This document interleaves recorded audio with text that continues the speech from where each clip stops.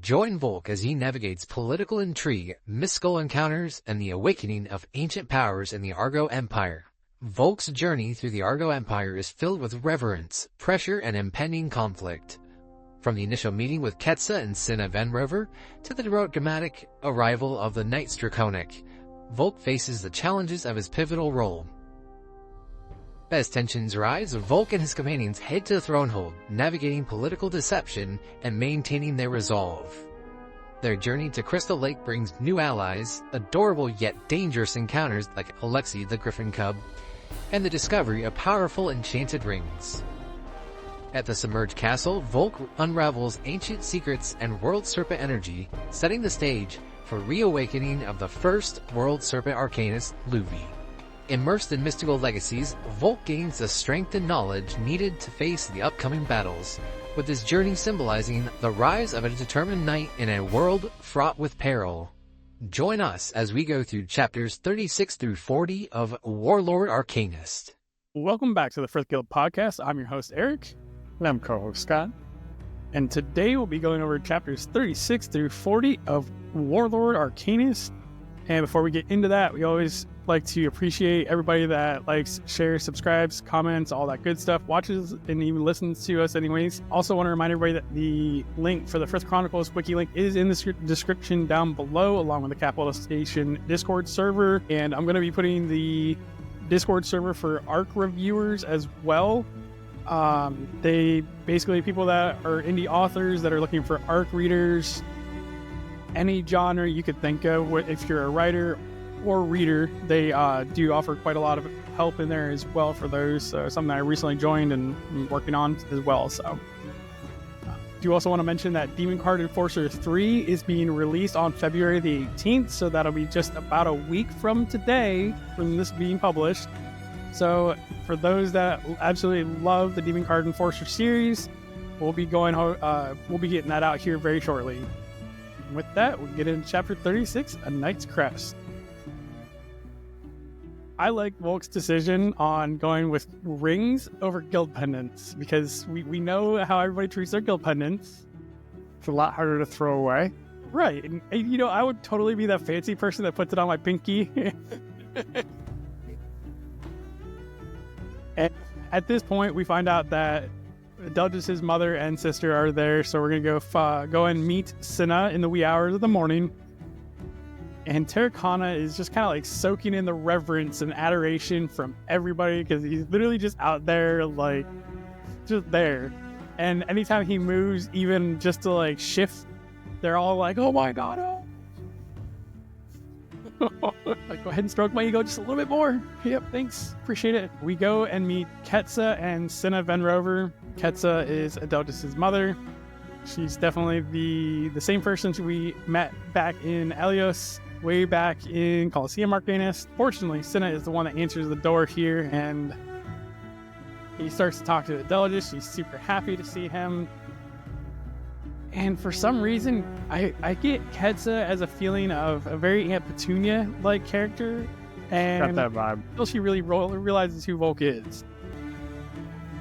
You know, she's got her nose up in the air and like, who the hell are you? Like, what kind of crap did I step in kind of person? And then she finds out that Volke's the Warlord Arcanist, and she's sorry. Ketsa is also really upset that Delgis did not choose to help his father versus going to the Frith Guild, which we all know. I mean, Delgis did quite a lot for his father already.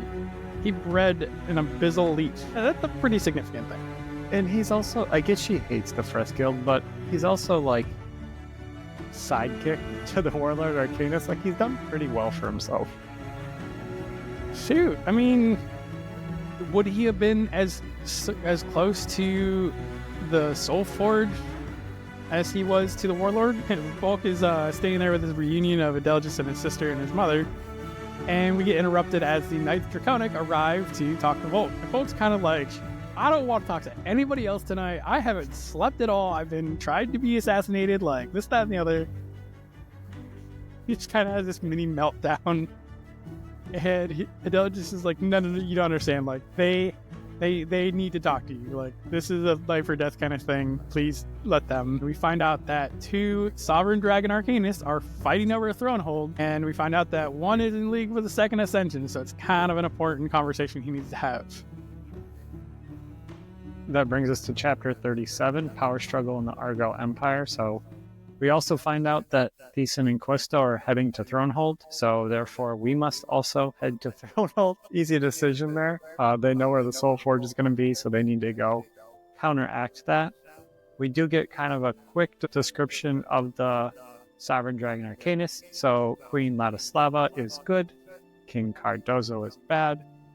Yeah, that's about all you need to know. They don't really get into much else besides that. As we are making our way, we start our journey, and there's this cool discovery that Terracotta doesn't actually destroy everything when he moves, which would be awful. But the ground kind of just shifts out of his way and then nicely shifts back together. So when he gets done with it, you can't even tell that he, like a giant snake, went through everything. And it also lets him move through like forests and other things he probably shouldn't be able to move through.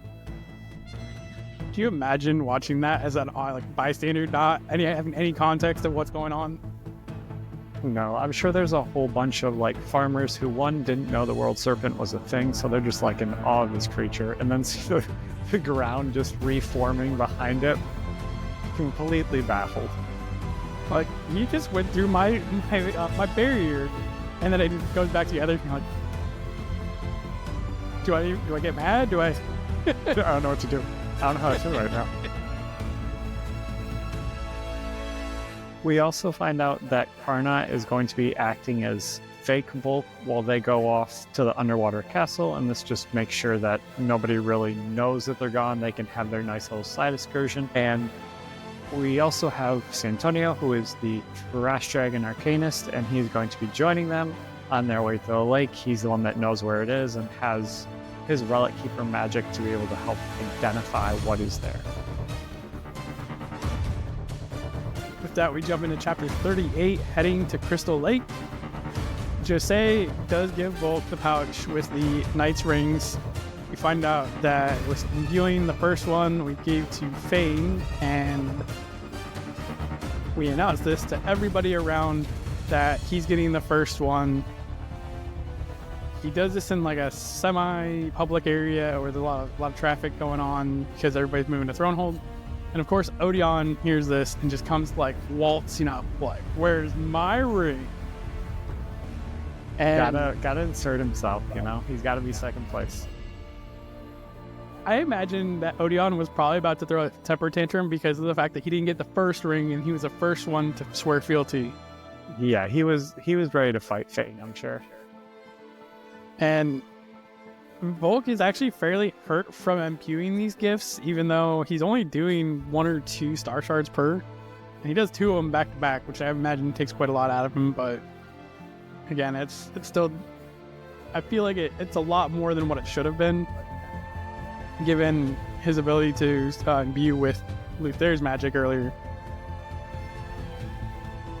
Volke proposes everything to Eventide about going to Crystal Lake and taking a quick gander, and we find out that it's just over the hill on the other side, so it's actually not even really out of the way. And she agrees with it, but basically makes Volke take a powerhouse of people with him to the lake to search its place. And like, honestly, like, this is straight up but 18 going to the lake just because we want to make sure he doesn't get hurt or anything. As Volke is walking, he happens to see Alexi the Griffin Cub and tries to kind of talk to him, and he's like almost dying because of how adorable the cub is.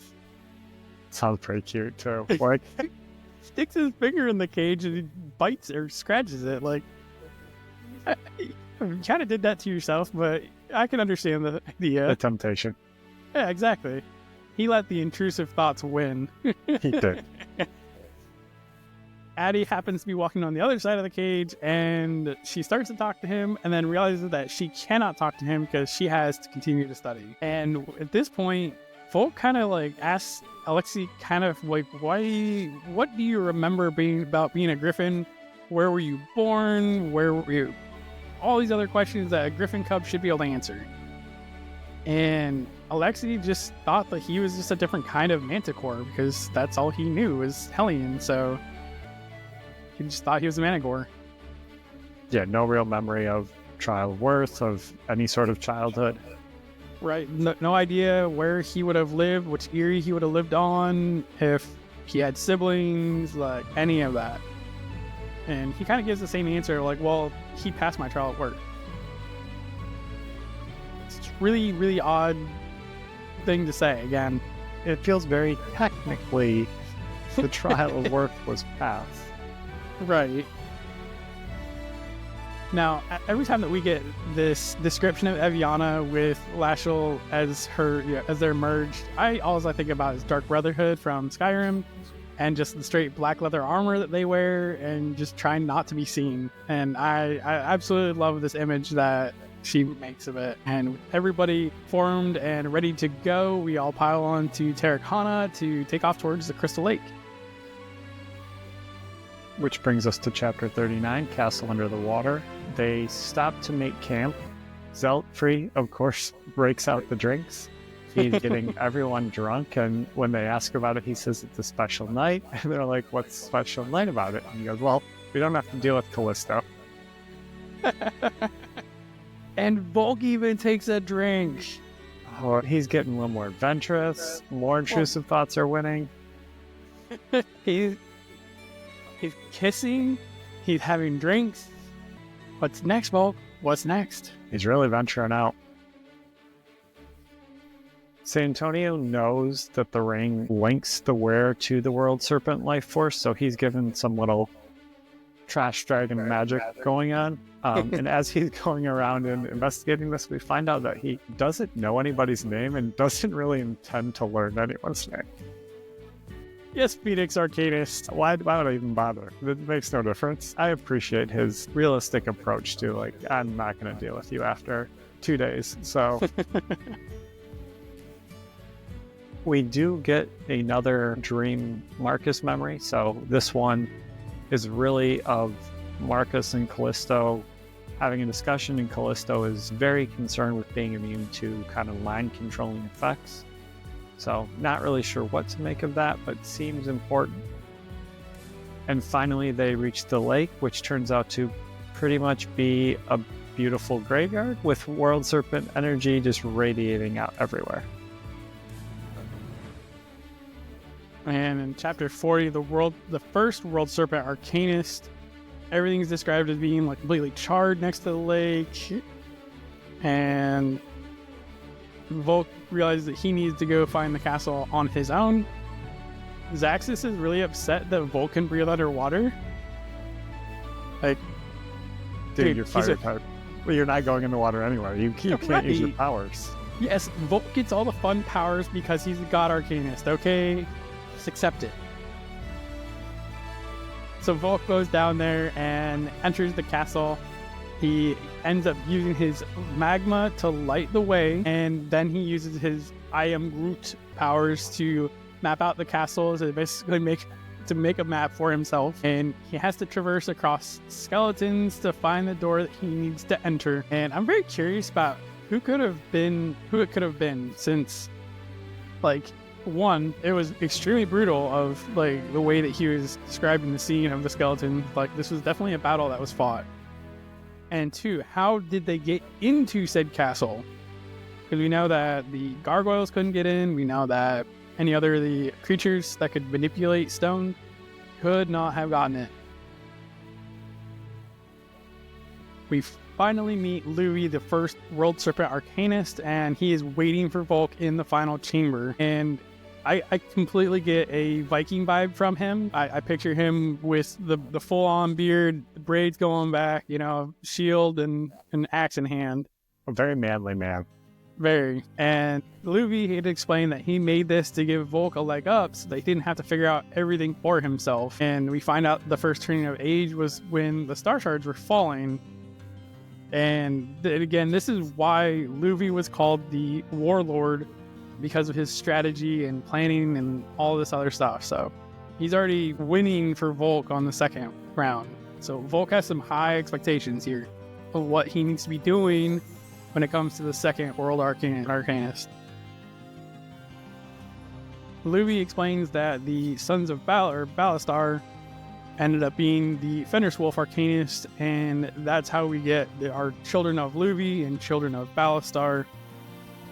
Basically, anybody that was family or related to the God Arcanist were protected and never had to worry about the star shards, or at that point the stars falling from the sky and impacting on people. So this is probably why everybody's considered either a son of or a child of Luvi or child of Ballastar.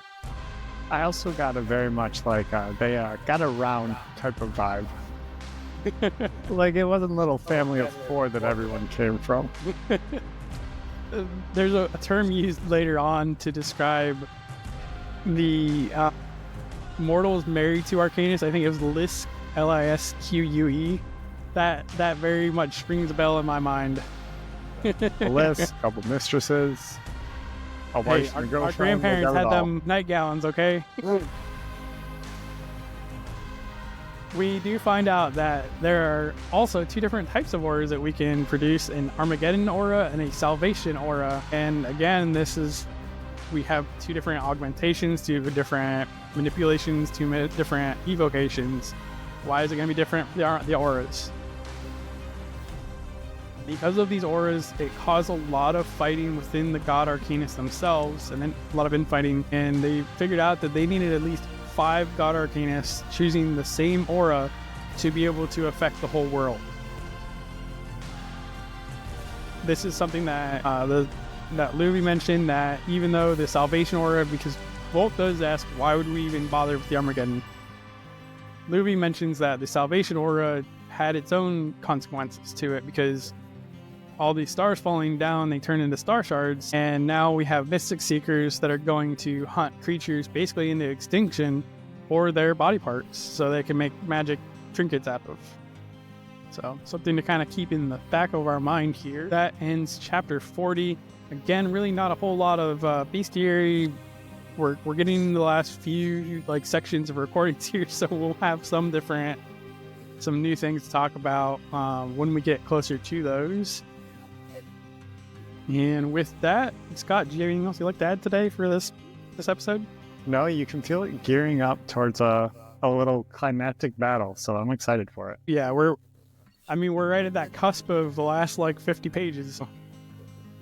It's chamois time. Buckle on in for that roller coaster. Yeah. All right, with that, we're going to end this week's episode. Thank you all for listening.